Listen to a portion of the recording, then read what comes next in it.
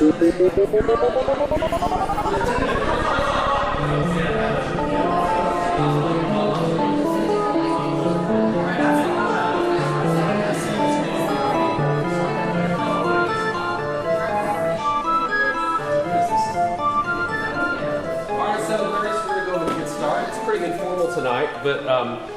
this idea sort of came out of TED Talks, and with TED Talks being more focused towards education these days, in fact there's a channel called TED Ed, if you can believe it, and there's a lot of really great stuff on there.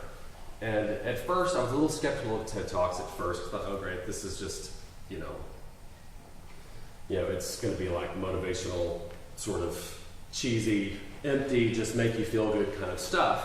And the more I watched them, I realized that there's actually some really solid stuff here. And what a TED Talk is, if you're not familiar with it, it's sort of a combination of a research-based talk combined with a motivational speech. The speakers really take current research or their own research, and they synthesize it and they present it in a way that is palatable for a general audience. So there's a lot of good stuff. The most viewed TED Talk is by this man named Sir Ken Robinson. And Ken Robinson, I'm going to have the privilege of hearing speak at a conference in Dallas this fall. He talks about how schools kill creativity. You may have seen that one before. I think I showed it in senior seminar last year. It's really, really excellent, and it really hits home on what we do and why what we do is important. So as we started viewing these in my classes, I thought, this would be really great if our students could do something like this. And so that's where the MUED Talks kind of idea came from this group of students you're going to hear today, who I call my fantastic juniors, because they're just really on top of it. But they had this idea to meet together and just talk about music. And I thought that was kind of neat that they would want to do that on their own time, to talk about music and music education and how to be better teachers and better learners and better disseminators of knowledge. And so out of that came this idea to do a presentation, and that's what you're going to see today, or here tonight. They've done a really, really great job coming up with some original ideas of how to move our field forward. I am going to be videoing this because they're going to put this on their personal and professional website portfolio. So that's something that we're going to be doing. If you have any questions for them at the end, please feel free to ask. And if there's anything else I need to tell you. But I think that in this room, I think some of these guys you're going to hear, and then some of you all sitting out here, these are the featured PhDs, DNAs, EDDs, whatever you want to, whatever suffix. I have it covered. I think there's a lot of those sitting right here today, and they're going to be speaking here today. So I hope that you will listen to what they have to say, and maybe this generates some ideas in your mind about how we can take our field and move it forward. We're in a really transitional time in education, and how are we going to meet the needs of the 21st century student? It's a big challenge for us. So I think they've got some great ideas. So I would like to introduce our first speaker, Mr. Justin Lee.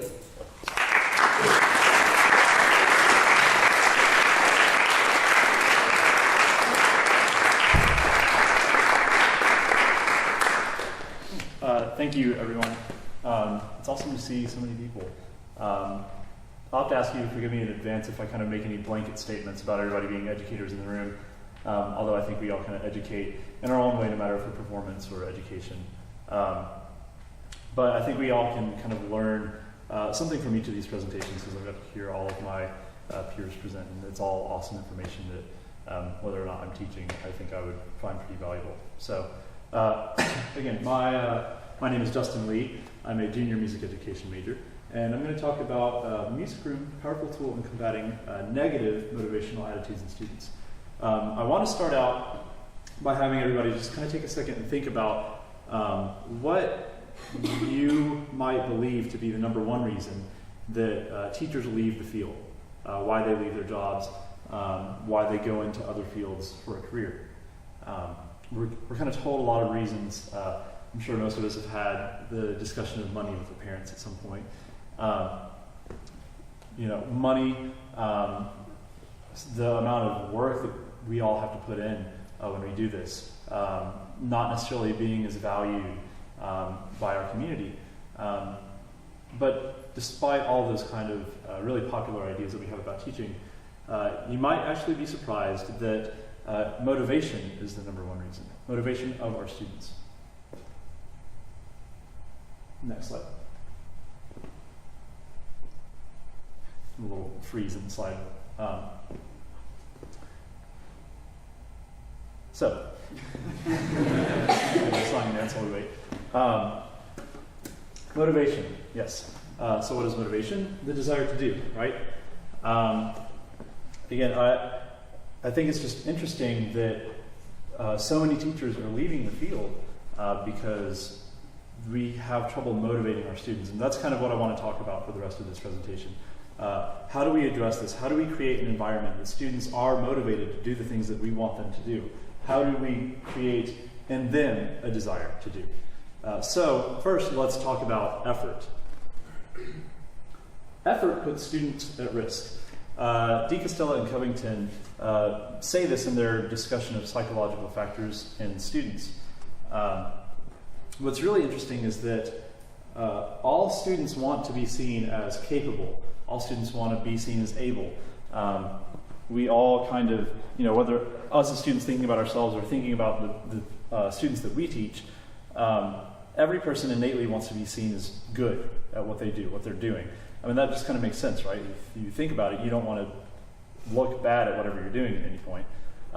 So why, that's kind of interesting to think about. Why is it that we all want to be seen as good at something, but putting forth effort would put students at risk? That seems kind of contradictory, right? Why would students be afraid to try? To understand that, I kind of want to talk about 4 of the psychological factors or areas that students fall into. We'll go ahead and start here at the bottom with the optimists. And these are the kind of students that if we all had like a perfect classroom, whether, again, us being a student or teaching a classroom, we would love to be in a classroom full of optimists. They learn for learning's sake. They don't need too much extrinsic motivation. It's not about grades necessarily. They come into the classroom and have a desire to know what you want them to know. So moving from that, we kind of have the overstrivers. And these students are also pretty successful, but they have a different kind of motivational background. Instead of just learning for learning's sake, they learn to avoid failure. So to them, it's not always about I want to create the best tone, for a music setting. To them, it's more so about, oh gosh, I don't want to fail another playing test, right? And I think it's important to point out that these aren't exclusive. Students don't fall into just one category. And I think a lot of us can kind of identify with some of these that I'm going through. I'm sure we've all had that point of doing something just so we don't fail that class, right? Yeah. So the important thing to note about that is that they achieve and they accomplish well. They have pretty good grades, students that fall into the overstrivers kind of spectrum. But there are more problems that go along with that. Their kind of mental health status. I think we're a little bit more educated as a society about those things, and the high anxiety and stress that motivation puts on students is really important for us to consider. So moving on from the overstrivers, we go to self-protectors. And these students are a little bit lower achieving, and a lot of that is because they validate failure. Talking again about how students, studies show that students want to be seen as able and capable. Well, if you're able to validate your failure, then you didn't really fail. It was the circumstances, right? If you think about, again, we'll go back to this playing test idea. Say Wednesday afternoon, you have to pass off your B-flat scale. Well, if you don't practice it until that morning, of course you may not do that well. And that kind of validates it, right? A lot of students will put themselves in that situation where, oh, I crammed right before, so I knew I wasn't going to do too well, right? That's not necessarily their fault. That's the circumstance that they were put in, but that's the circumstance they put themselves in. So a lot of students kind of fall into that because they don't want to feel incapable, so they go into those situations on their own. And finally, we have failure acceptors, and this is kind of the toughest area, I think, for us as teachers to really tackle. A lot of students that fall into this realm, especially in upper level, high schoolers, they've had a background of internalizing their inability, whether that be through their education, through their home life, through their society, whatever it is. A lot of students in that realm have trouble believing that they can accomplish the tasks at hand in the classroom. So again, those are the toughest students to reach, but despite those circumstances, we still have a responsibility to try to reach them, because I think a lot of us know that while we want to reach every student in the classroom, and that's equally as important, those little moments where we break through somebody that may have not had success otherwise without coming into our classroom, are those moments that we really kind of cherish and help get us through some of those tougher times. So this is just kind of a graphic to show the spectrum a little bit more clearly. Again, on this side we have more of the high success reaching students, the optimists and the overstrivers. And then on the left, lower success, generally speaking about grades, with the failure acceptors and self-protectors. And again, from bottom to top, at the top, high fear of failure, low fear of failure. Failure acceptors and optimists aren't too afraid of failing, because either they just want to learn, and there's no failure in that, right? You're learning if you're there and you're trying. You may not learn quite as much as your peers or that you initially wanted, but you're still learning, and that's satisfying. Again, or the failure acceptors, where they're not afraid of failure because they've internalized the fact that they're going to fail. And something that was really interesting to me with the overstrivers, there are these kind of different little subcategories. The Defense of Pessimism, which is, again, kind of that defining characteristic in overstrivers, is present in 33 to 34% of students consistently. So if we really think about that, that kind of puts us in a situation to consider these different factors in our students. And again, developing a culture for our students to ultimately become these optimists is what we really, I think, should strive for as educators. So going back to the idea of mental health, we have a responsibility to consider that at this day and age, I think.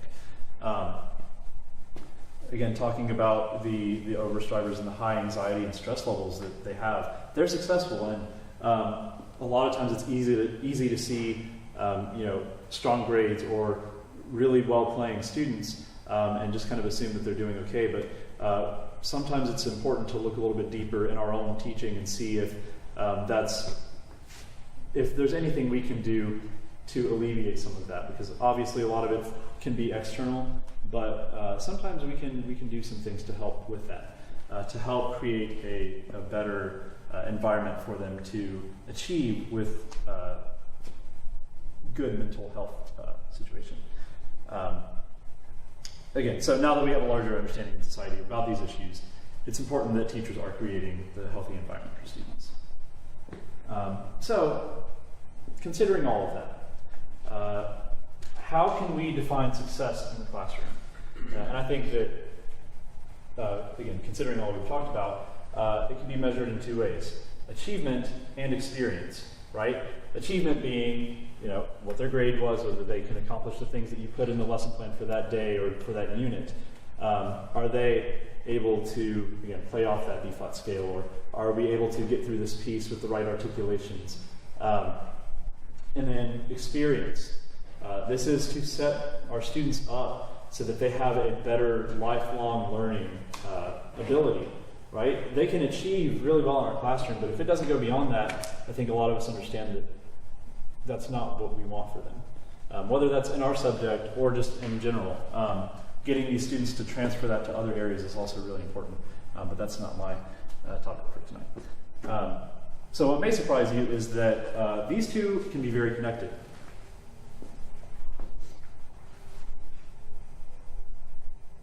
Next slide.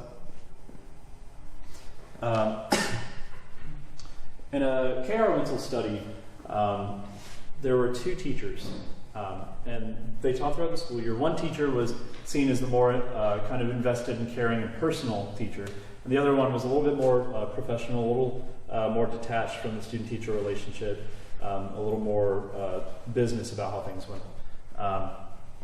And over the course of the year, they took a lot of data about what the students thought of the teachers, how they were achieving in the classrooms, all these different things. And what was really interesting was that the caring from the teachers was related significantly and positively to the students' pursuit and pro-social and social responsibility. So, can we go back one slide, actually? Yes. What was actually pulled from these studies is that the teacher who had the more invested qualities, it was important not only for the relatedness of the students, the relationship between the teachers and the other students around, but also that it was directly related to a higher competence and self-determination with the students in the classroom. So the teacher who was a little more formal in business had lower competence and self-determination. And this is seen in studies across many different spectrums. This was done, I believe, in a science classroom, but there are a lot of studies that kind of go into these qualities, whether it be in the music room, science, elementary music, or general teaching all around. The competence and self-determination are the two kind of factors we already talked about, right? Achievement and experience. Self-determination relating back to experience in the sense that these students are going to come out of it with something more. So dedicated, caring, involved teachers are shown to have more successful students in the way that we have already defined success. So again, perceived caring from the teachers was related to positive social environment in the classroom as well. And we talked about that earlier. Students want to be seen as competent to their peers, right? To their teachers, their mentors, their parents, their friends around. So not only is it giving better achievement, but we can kind of see that this is happening from the caring teachers because it created that environment for the students, right? They wanted to interact and work together and learn from each other. And all of that stemmed from the primary goals, or the primary traits and attributes of that teacher and their positive relationship with the students. So again, in this setting, students aren't trying to be competent to avoid bad grades or look stupid, nor are they trying to protect their egos like we've seen in the failure avoiders, validators. Their motivation comes from them, from the people around them. So, tying it all back in, kind of to the music setting, the music room. I think that we really can use all of those things to our advantage. Whether that be in a private lesson or a choir room, a band room, a general music class. Our topic alone is kind of inherently personal, right? Whether that be making music or having to work one-on-one with this instrument within the band. The music itself is rarely going to be all one part. Even in choirs, you're going to have different voice ranges and voice parts with unison music even. So there's a lot of room for individual interaction that we have to do, and there's also a lot of area for all the students to work together and interact. And again, all of those things kind of just tie back into that successful development of students as far as achieving what we want them to do, but also having a great experience and hopefully learning for the right reasons and maybe falling into that optimist category.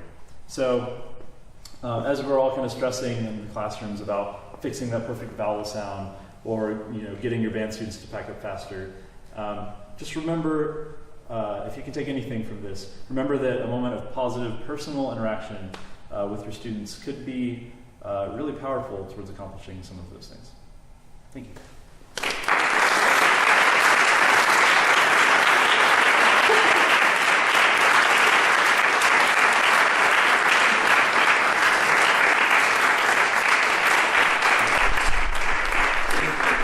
The research that Justin is hitting on, it's sort of fairly new. A lot of the research that's being done, but over and over is being validated, study after study, that students who report that their teachers care about them are the ones that are showing up for school, showing up for class, trying hard, doing their best.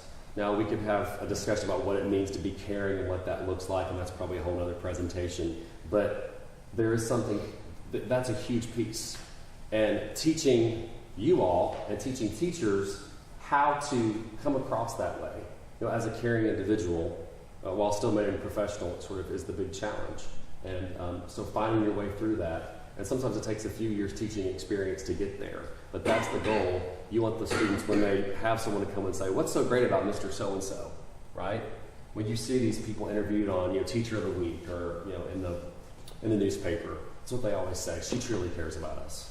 She really loves us, right? In an appropriate way, right? So that's key. That's the thing. All right, so our next speaker is, she out there, is Lennon. So let's welcome her.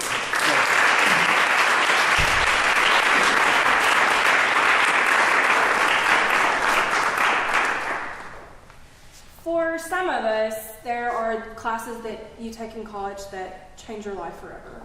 They leave a certain imprint on you. And for me this semester, that class has been special education.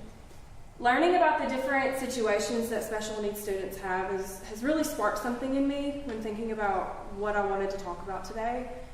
And then I got to thinking about my high school experience, and I realized that special needs students, they weren't very involved in my choir setting.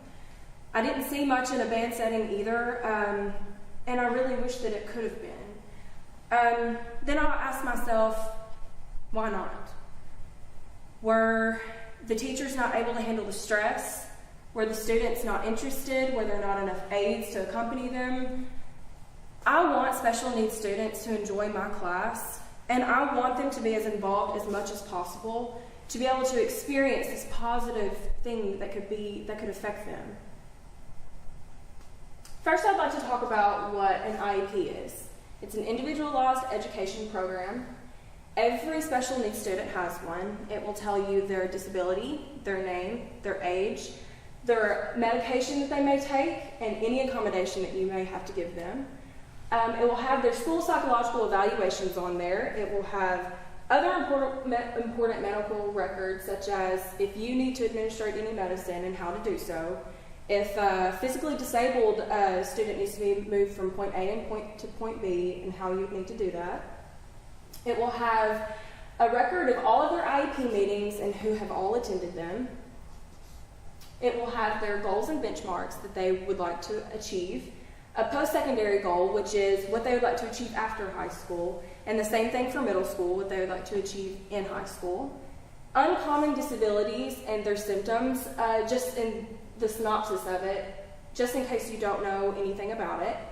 It'll have their attendance and notes to and from parents in there also.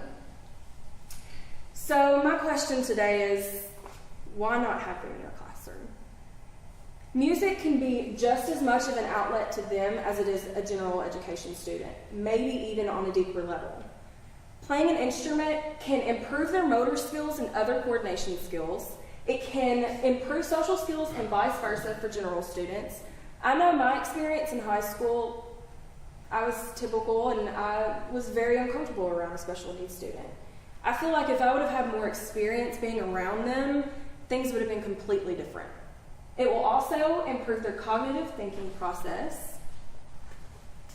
Of course, we want our choirs and bands to be the best of the best. And we might have that thought in the back of our head that a special needs student might be an impediment on that. But you know what? That student could be the reason that you were the best. They can motivate and put courage in any general student and motivate them to do and work harder. It's a chance worth taking. Go back. Sorry. There are accommodations that you can make in your classroom for a special needs student. You make them without even thinking about it for your general music students, so why wouldn't you for a special needs student? You can have audio recordings for the hearing impaired, mini breaks for an ADHD student. You can have sectionals for students with autism, just to help with their social skills and a better understanding of the music. You can use percussive instruments for the hearing impaired. When they beat on that percussive instrument, they can feel those vibrations in the floor. I bet none of you have even thought about that. So my challenge for you is do your research. If you have that student in your classroom and you don't understand what their disability or disease is, look it up. You have so many so much access to unlimited articles about any of this that you might not know. Get more experience with them. When you see someone in the hallway, have a short conversation with them. Go eat lunch with the table full of special needs students, and you might have the best conversation you've ever had in your life. Talk to people. Educate yourself. Go to a special education teacher and ask her any question, and I bet he or she will be more than happy to answer. Why not go to them? Go to them and invite them to your classroom. Ask them if they want to join you, just to try it out, to see if they even enjoy it. Everyone deserves a chance to learn about this passion that every single one of us do every single day. I now have a video of a music program of nothing but special needs students. Nothing but special needs students. They're doing a program for their parents, and enjoy. With them in some way. So kids, are you guys ready? Yeah, let's give them a round of applause.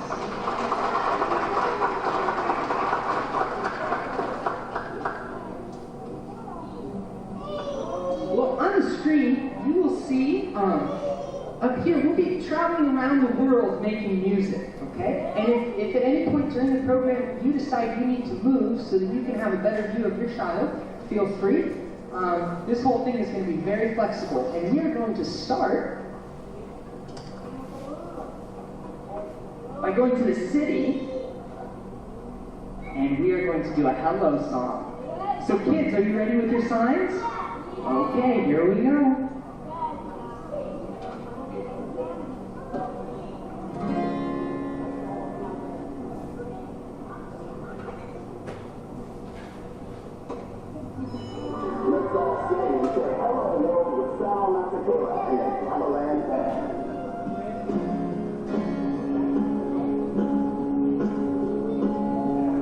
Hello, sun.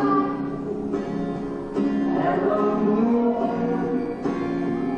Hello, stars. Hello, Mars. Hello, trees. Hello, streets. Hello, sky. Day and night. So many different colors make the earth. And we all share the sun, the moon, the dirt. Hello, plants. Hello, ants. Hello, frogs. Hello, dogs. Hello, cats. And hello, bats. Hello, you. And hello, me. So many different colors make the earth. We all share the sun, the moon, the earth. The birds they sing, the flowers are rain.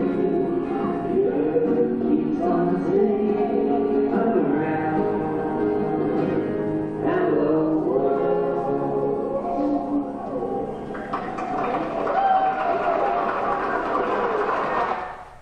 It's probably the cutest thing I've ever seen.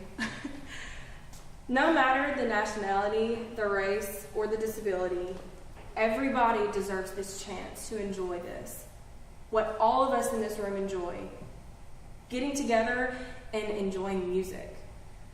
It is our turn to be an inspiration to those who need it. Just as our teachers before were inspiration to us, it's our turn. It's our time. It all begins with a step forward. Thank you.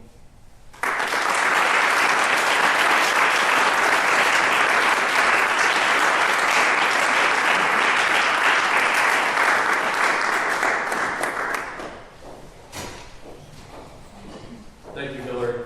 And if you want to check out that video, it's Brown Elementary School. And what that teacher does is he's giving what it called informants. he's got all the parents there, and he's sort of showing them what the kids have learned. And you saw the drums out. If you go through that whole video, it's about 30 minutes long. The kids play on the instruments, and they sort of animate what they do, because a lot of them are nonverbal, right? So they're sort of animating what's happening, with art as well. So I'm sure the art teacher was involved, the special education teacher. It's truly a collaborative effort. What Hillary is proposing, you can't do on your own. You're going to have help. And that's why knowing what's in those IEPs and learning about that child and the resources available at your school, that's imperative to be able to make that happen. But you can, and it's worthy, certainly. Thank you. All right, so next up is Brent Hopper.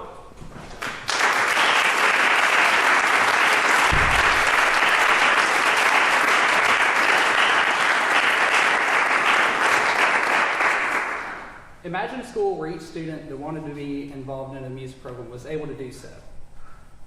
Imagine a situation where these students could play instruments that were not only the typical band and orchestra instruments, but those like guitar, keyboard, mandolin, things you wouldn't typically find in a band or orchestra. This dream could be a reality with the use of a non-traditional and emerging ensemble. And don't get me wrong, I really enjoyed my traditional music experience. I believe it made me into who I am today. But these programs do have a lot of limitations. In reality, less than a quarter of our students will continue to pursue music as a career, which is expected. But what's terrifying to me is that most of these students will never touch their instruments again after graduation, losing possibly their only creative outlet. And let's be honest, we all know that person whose trumpet has been sitting in their garage for about the past 4 years. Along with this, there's the obvious limitation that simply music programs are getting cut left and right. And the reasoning behind this can vary. Everything from the students don't care, it will not boost test scores, it's too expensive, it takes up too much time, and it's not relatable. And honestly, some of these points are pretty hard to argue against. A band and orchestra program can be very expensive, up around the area of $30,000. And it's the reason some of my friends actually didn't pursue band. Several of my friends couldn't afford the instrument, and therefore their parents were like, okay, we can't pay for your instrument, I'm sorry, you can't do band. Which is a really bad situation, but unfortunately that's the reality of it. It takes too much time. A good friend of mine named Garrett, who was in band with me for 2 years, ended up quitting simply just for the time management aspect. During marching band season, he would have to devote 4 hours of outside rehearsal, not only in the band, like in the classroom setting, but outside of classroom, meeting at 7 o'clock in the morning, meeting for 3 hours after band rehearsal was over. And this was far too much for him, and it's far too much for a lot of people. It's not relatable. Speaking on Garrett again, he enjoyed band, but the music didn't really connect with him. He enjoyed playing it, and he enjoyed the social aspects, but it wasn't what he would typically listen to every day. It wasn't what really connected with him. And so what do we do? What do we do with music programs getting cut left and right? What do we do when we're losing supporters of the arts on a daily basis? What do we do when we're losing performers? How can we create an outlet not only for the band, orchestra, and choir students, but for the average everyday student? I believe that the way we can do this is through the use of the non-traditional and emerging ensemble. And it's important to note the line between mainstream music and legitimate music are falling very quickly, and it's time for us as future educators to realize this. A non-traditional and emerging ensemble is pretty much anything that isn't a typical band, orchestra, or choir. They usually perform music ranging from folk to pop to rock, world music, you name it, it's probably in this category. And the instruments can vary depending on the ensemble. Like say you had a bluegrass band, chances are you'd have banjos and mandolins, which is kind of my specialty. But anyways, so next slide. So here's a lot of examples of some non-traditional ensembles. You have rock band, Appalachian band, mariachi, steel, funk, pop, world music.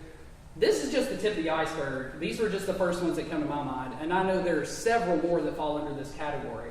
So as you see, with these ensembles, you have so many options to expose your students to. Next slide. And here's an example from right here in Tennessee. This is the Unicoi County High School Bluegrass Band. They're located in the far corner of East Tennessee, and they show just how far you can really take a non-traditional program.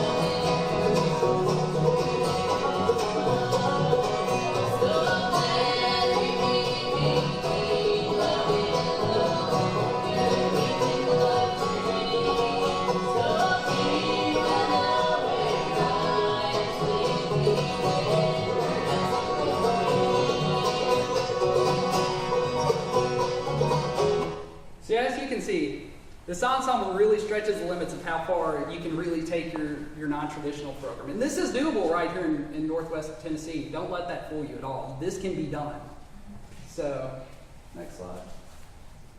And these ensembles have several benefits that you can't necessarily get with your typical band, orchestra, and choir. With these, you can teach students an instrument that they will probably be more likely to pursue after they graduate. I know several of my friends who played, say, trumpet in the typical band setting, but are more likely to pick up a guitar and play than they are the trumpet that's been sitting in their garage for about 2 years. These ensembles are more relevant to students. With these ensembles, you can typically play music that you're familiar with, that really connects with you, that you probably know already. And I think this added relevance leads to an added pursuit of the instrument, so you end up becoming a more adamant performer on that instrument. And don't get me wrong, I think that music written 300 years ago is very important. It's the reason a lot of us are even here. But I don't think that our students will necessarily be interested in this from the very beginning. And I think we need to expose this to them over time, but we have to develop their interest somewhere. These ensembles aren't necessarily limited to that of just the high school level. This is Leopard Percussion from Louisville, Kentucky. And they're comprised mainly of later elementary school and early middle school students. And they also stretch the boundaries of non-traditional and emerging ensembles. Ready? Go.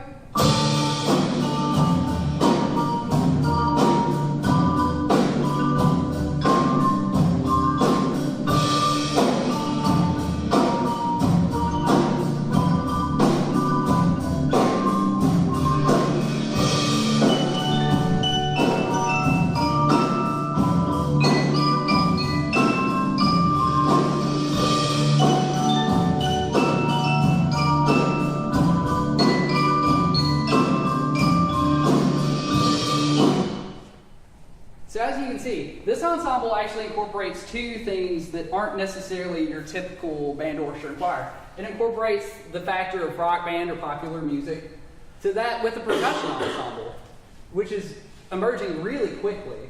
And this kind of ensemble group is becoming more and more popular. Another benefit of the non-traditional emerging ensemble is that it opens the doors to things you really can't get to in a band, orchestra, and choir, including music production, music business, music therapy, and the list goes on and on. Especially the idea of music therapy. I know several folk groups out in the North Carolina, East Tennessee area that use music therapy as an outlet for their students in the bluegrass program.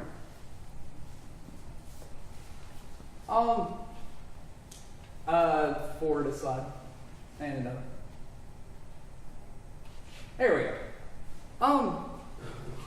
These ensembles allow for some very strong cultural integration possibilities, especially whenever you use ensembles such as mariachi band, world music, and Brazilian ensembles. Here I have an example of a middle school mariachi band from the state of Texas.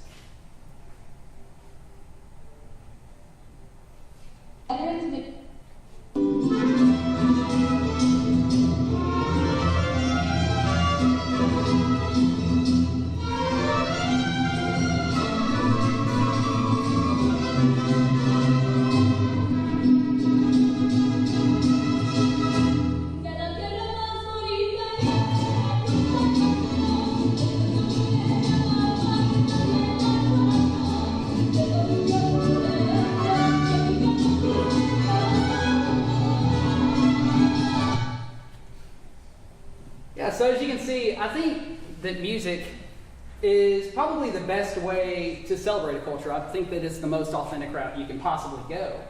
And I think that with this, you can draw a lot of non-traditional students into these ensembles just by having this performance outlet available to them.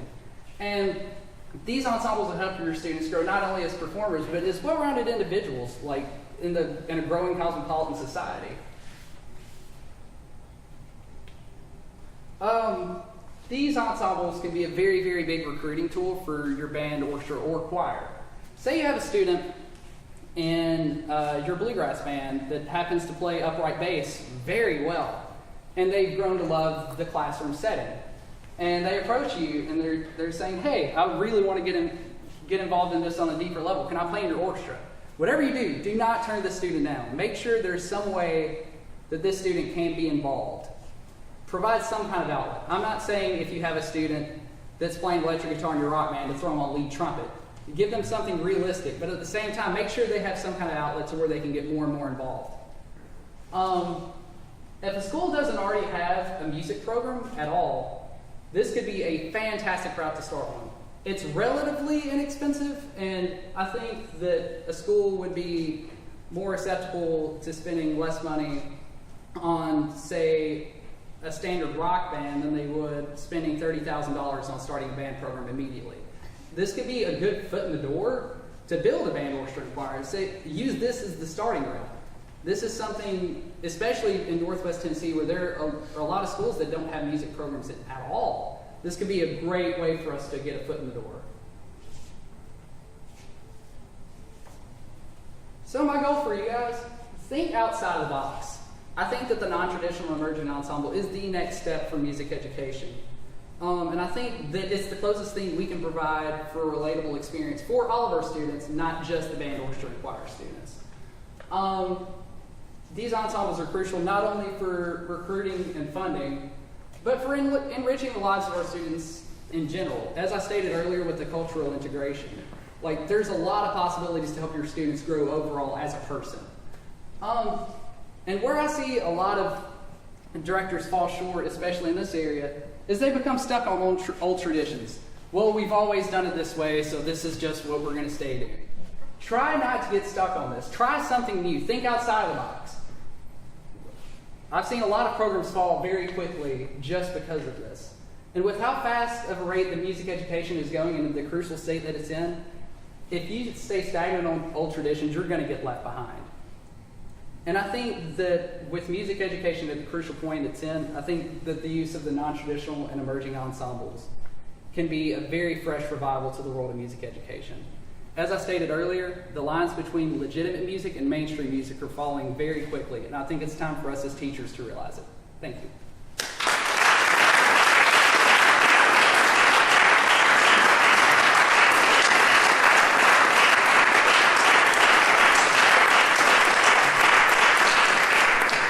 Brent, I don't know about anybody else, but I'm ready to start a mariachi band. At least I want to go teach at that school where those kids are. That was awesome. I think Brent's really onto something. NAFME has actually started an emerging ensemble area where they've had traditional band, orchestra, choir. They have a guitar area now and an emerging non-traditional ensemble area, because this is really, I think Brent's exactly right. This is where it's going. And it's not that what we do, like he said, traditional ensembles got us here. It's what got me here. I came up through the traditional band choir model. It's what got me here. And I love it. But we're a small minority. And we need to think about that minority, but we also need to think about the majority of kids that are not going to be where we are now. And how do we make them lifelong learners and lovers of music? And, I had someone call me saying, I want to start a band program. And I said, don't. I said, start a bucket drumming class. I said, start at the bottom. Start with something they want to see. What administrators want to see and parents want to see and community wants to see is success. And they want to see it quick. So do something you can be successful at pretty fast. And if they see you being successful at a couple of things, they will let you do whatever you want. They really will. They'll be like handing you cash, saying, this is great, go start your band program now. But you've got to show success first. And sometimes starting an orchestra or a band or even a choir requires a lot cheaper. It takes a while to be successful. But if you can start with something simple that you could teach a dog how to do, pretty simple, pretty easy, like bucket drumming, then they're going to be on board. So think about what Brent's saying in a really meaningful way, not from just how to build your program, but also how do we get those other kids and help make them lifelong learners of music. So, all right, so next up is Della Coleman.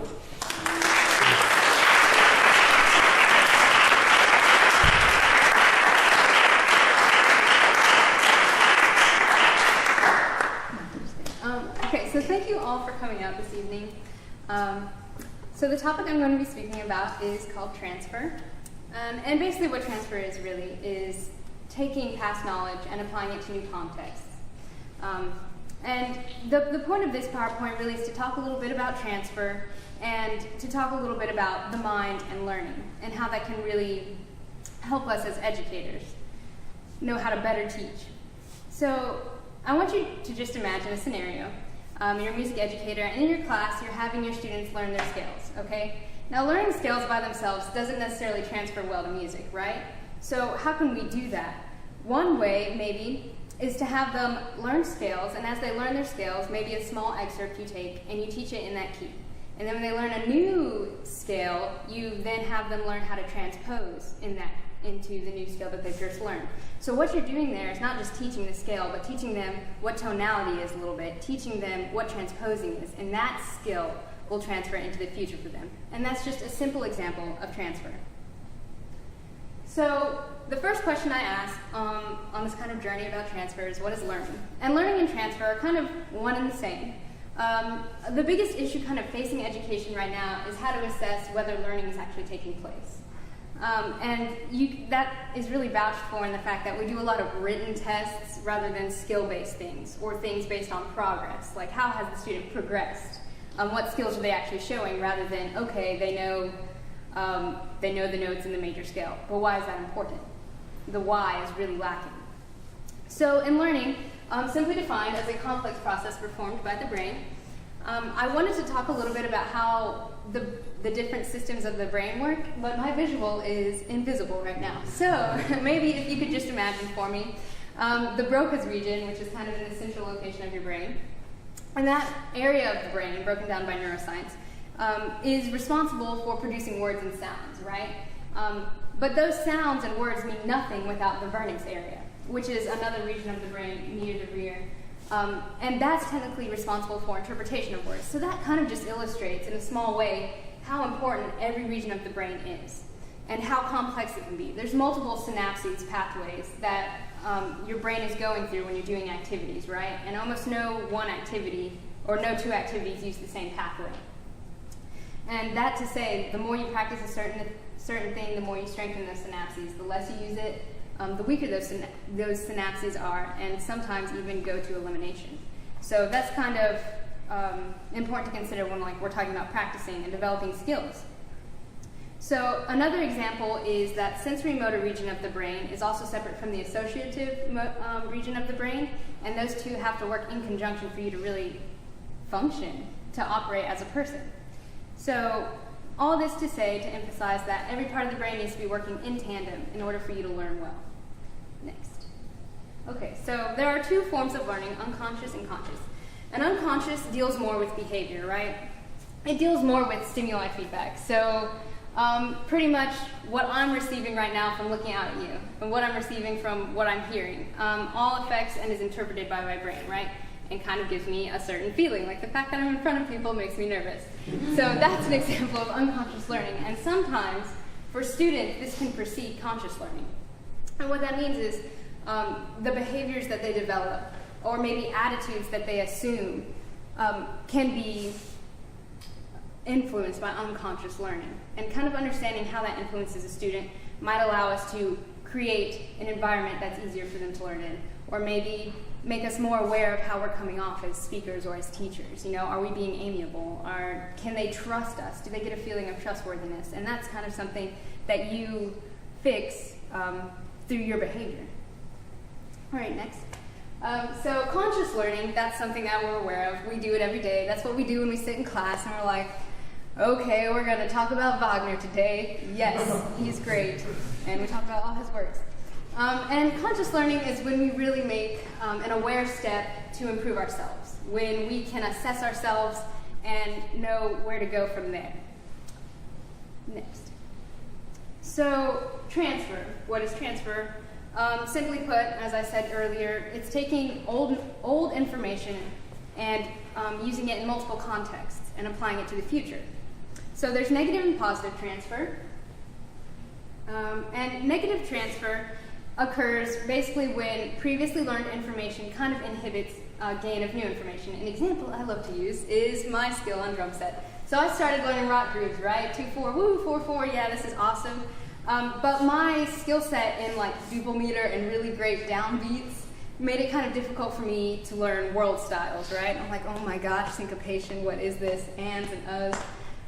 And that's kind of an example of negative transfer. So my previous knowledge in rock grooves kind of made it a little more difficult for me to move over to syncopated grooves. Oops, sorry, if you'll go back one, sorry. And positive transfer is really when it transfers positively. So an aspect of that would probably be my limb interdependence. So whatever I learned on drum set, I was learning, how to move multiple limbs at the same time, and that transfers well to any groove, right? Okay, next. So creativity. I included this slide because it's a really important part of learning, and I think it's a really important part of what the school aims to do for most students and learners. Well, what it kind of first was established with, right? Like, give them information that they can create with. And that's what if transfer is taking place, that's what it will allow for. It will allow for a learner to become creative.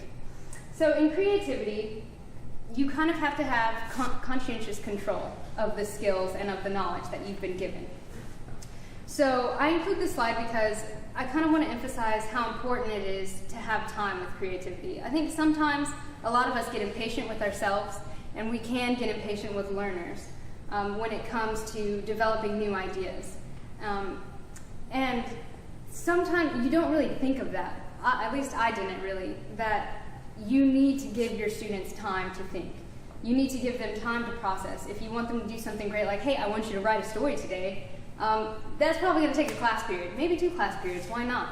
If you want it to be a good quality product, give them time to make it that. Okay, next. So teaching transfer. And teaching transfer is really the concept of making sure that what you're teaching is being applied by your students. Asking the questions that will help them link what they learned to why they learned it. So you just learned your scales. Why did you learn your scales? How is that going to help you in music? Being able to play your scales down as fast as possible isn't necessarily the art of music that we seek, right? That's not the end-all be-all. And it's really important that students ask why knowing scales is important. How is that going to transfer into music? Maybe learning this key allows you to play multiple other pieces in that key. How does tonality work into that? Why is it important? So, research and teaching. Research and teaching is really kind of important because a lot of the times you hear about using research-based teaching techniques. And those are great, but you really have to know as a teacher what research is telling you. So is it actually applicable in the classroom? You can go to like several conferences and clinics that talk about, oh man, this worked in this classroom setting, this was great, and then you go back and try it in your classroom setting and it didn't work at all. You're like, what did I do wrong? And that has to do really with the teacher being able to know where their students are at, being able to assess their classroom setting, knowing that, okay, my students are where they were talking about. But if that research isn't applicable to your classroom, you need to know that, and you need to be able to make that call. And maybe you also want to decide, okay, one day I do want to be able to use this. What do I have to do to get there? So research is important, but it's also important to be analytical of the research that you're getting. So Nbd Science is a new academic study that combines 3 different fields. And MBE stands for Mind, Brain, and Education. And this really combines the 3 fields of psychology, neuroscience, and education. And this kind of stemmed from the fact that education deals with psychological factors, behavioral factors, right? It deals with the brain. As teachers, we teach what? Really, the mind. As musicians, we kind of develop both, which is great. So why not know a little bit about psychology if you're going to teach the mind? And if psychology is going to analyze the mind, why not know a little bit about the environmental factors such as education, which affect a learner? So this is really bringing these three fields together and kind of intended more or less for new teachers. That's really what this science is for. And I have a really awesome book I found in the library that if you're interested, you can come and talk to me later about. But it pretty much breaks down what MBE teaching is and talks a lot about how that field is doing new study and new research and is being really analytical of how we teach and how we approach education. So how this applies to the future. Understanding learning is important. It's pretty much what we do as teachers. And so understanding transfer also, it allows us to better facilitate learning. Transfer is most effective through careful moderation and planning on the teacher's end. So, and if you're carefully planning and you're doing things in sequential order that help approximate towards your goal, you would know that like doing too much too fast can be paralyzing, that it can be overwhelming to the learner, and sometimes it leads to not learning at all. And then Nbd Science, as I covered previously, is a new part of the education, I think, that's coming up next. And so, in conclusion, so the what of everything and the why of everything goes hand in hand. And I think right now we're doing the what pretty well in education, what to learn. But why we're learning it is kind of being missed. And I understand and I believe that as teachers, it's our responsibility to equip students with knowledge and skills that prepares them for tomorrow. It'll help them be the thinkers, the doers, and the problem solvers of tomorrow. And it will allow them the ability to create the future that they seek. Thank you.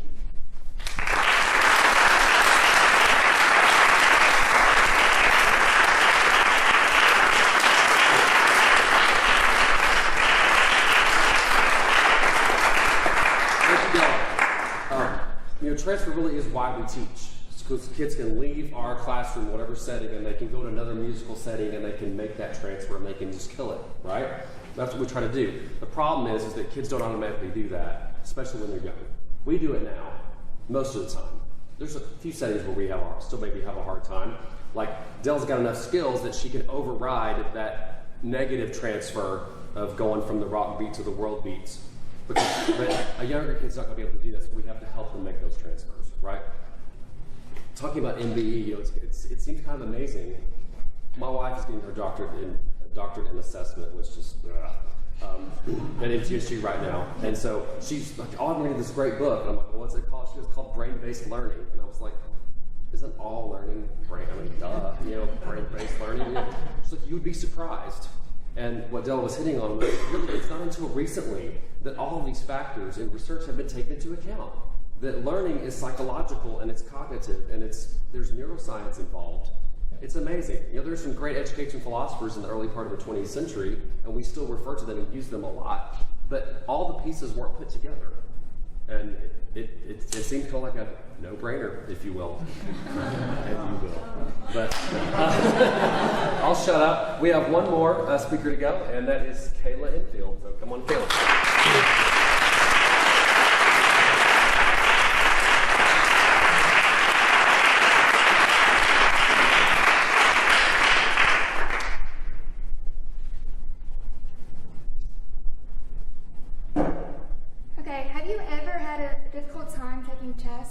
Well, all throughout school, this is me right here. I struggled with taking tests along with writing papers and reading books. In English class,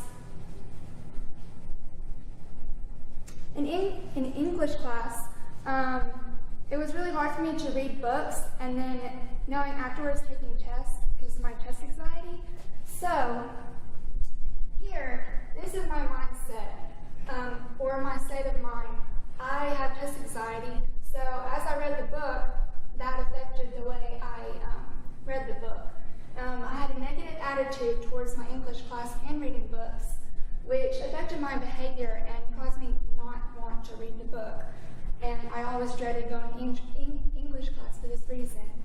And then this affected the way I read the book. It took away my focus as I was reading, I had this little voice in my head saying, do I need to know this for the test? Do I need to know this for the test? Because I was so concerned with getting everything right on the test that I couldn't focus on what I was reading.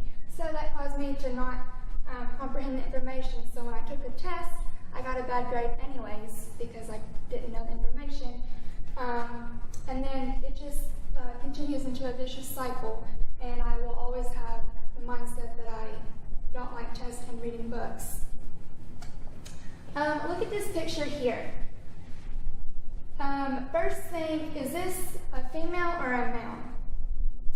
And then I want you to think about the emotion on this person's face. The first question I ask is a cognitive task. It requires your attention skills, memorization, and logic and reasoning. We can tell that this is a female based on her feminine features. We have memorized what a female looks like her long hair, her painted fingernails, her makeup, and her facial structure. The second question I ask, the emotional side, is the affective task. And this affects, this question took longer because you had to associate your feelings with her feelings. Not only could she be crying because she's sad, but she can have fear, she can be stressed out, she can be overwhelmed, she can have happy tears. And there's so much more to put together with the emotional factor than this is just a female based on her appearance. So the affective affects the cognitive task.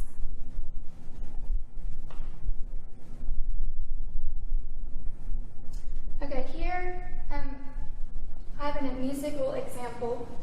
We have the euphonium player. He starts out a piece of music.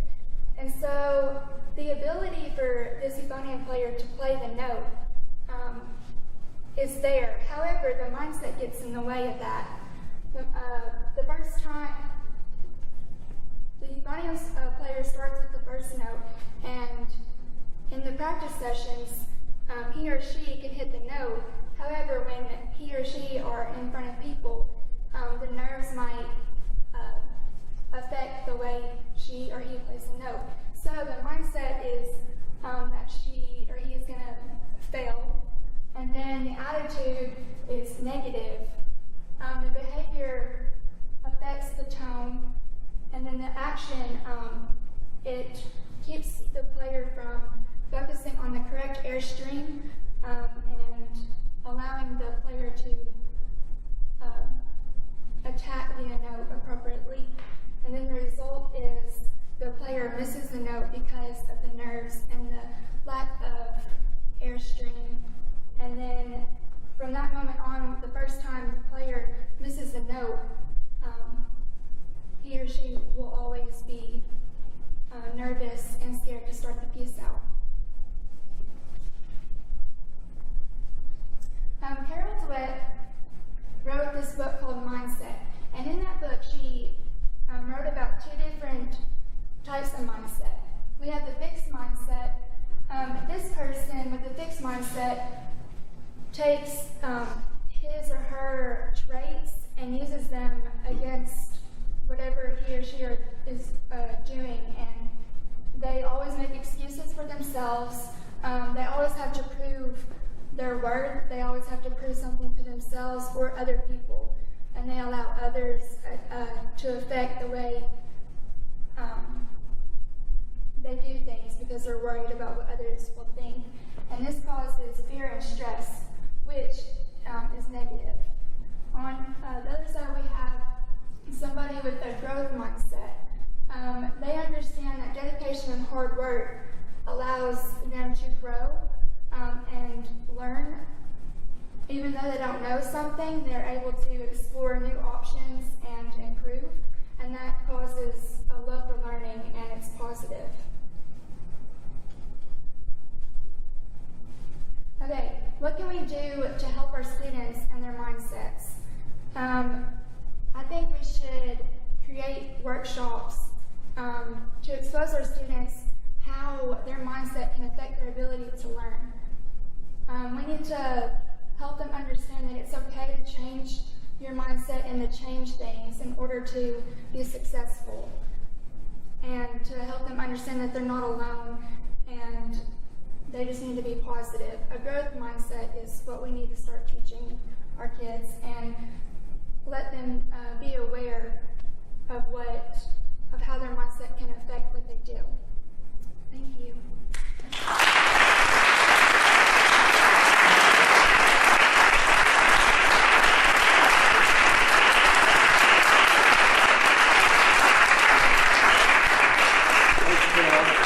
I thought that was a fitting way to end, because it really ties back to the beginning, to back what Justin talked about with those different, if you remember, the different types of learners. We've got the optimists, which are going to have the growth mindset, right? And then we got the failure acceptors, which are going to have the negative mindset. And I don't think either one of them are up here saying that this is going to be what they're proposing is an easy thing to do, because these are sort of long-term, things that you have to work on over a period of time. But I think, as Justin mentioned in his talk, we do have that advantage, because if we're in a high school setting or an elementary school setting, K-5, if you're K-5, you got the kid for 6 years. If they don't, leave the school. Same thing if you get the kids for 4 years if you're in high school, 3 years if you're in middle school. So we've got some time with them to help develop that and maybe change them from failure acceptors, maybe move them, if not all the way up to optimists, getting closer, right? But I'm sure that mindset is something we all continue to struggle with. And your cycle there made a lot of sense to me, because I can think of certain things that I do whether it's musical or not, that I attach emotion to, and usually it's fear. Like if someone says, okay, play this jazz chart, and fear, because I can't, once I get past a 9, the math gets tricky, so, and anything related to math, and he was like, Dr. Simmons was like, do you want to sit down and do the math at the travel study? And I was like, no, I don't want to do that. He's like, are you okay?